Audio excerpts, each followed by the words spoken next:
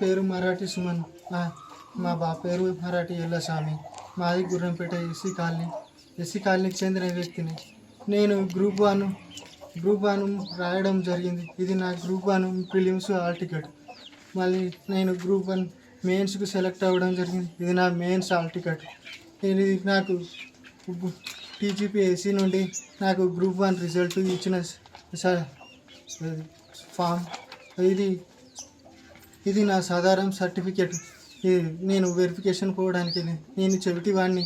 నాకు ఇది విషయం కూడా ఉంది. ఇది సాధారణ సర్టిఫికేట్ కూడా ఉంది. ఇది నాకు టీజీపీఎస్సీ నుండి గ్రూప్ 1 వెబ్ ఆప్షన్ నాకు కల్పించడం జరిగింది. నేను వెబ్ ఆప్షన్ పెట్టుకోవడం జరిగింది. ఇది నా వెబ్ ఆప్షన్ది. ఇది నా result form, group 1 mains result form. ఇది నేను వెరిఫికేషన్ పోవడం వల్ల నాకు వెరిఫికేషన్ జరిగినందుకు అక్కడ ఇచ్చిన వెరిఫికేషన్ ఫామ్. మా వెరిఫికేషన్ కూడా అయిపోవడం జరిగింది 1:1.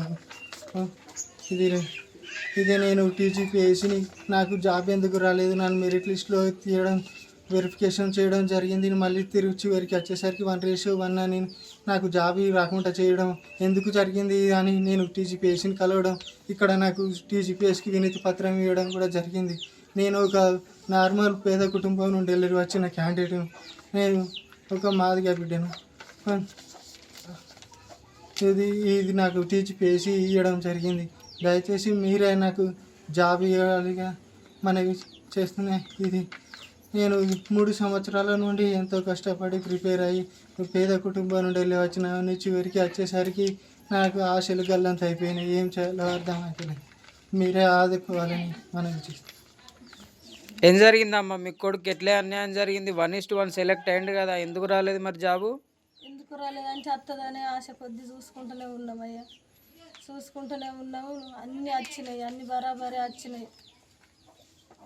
వాళ్ళు పిలిచిన వాళ్ళే పోయిండు, సెలెక్ట్ అయ్యిండు, వచ్చిండు. ఇక జాబ్ వచ్చుడే కదా అనుకున్నాము. అయ్యా 3 సంవత్సరాల కాడి నుంచి అప్పులు తెచ్చుకుంటా, కోచింగ్ ఇప్పించుకుంటా చదివిస్తే వచ్చాడు అప్పుల పాలైనాం. ఇప్పుడు మేము బతకడానికి తినడానికి సుతం మాకు తిండి లేదు.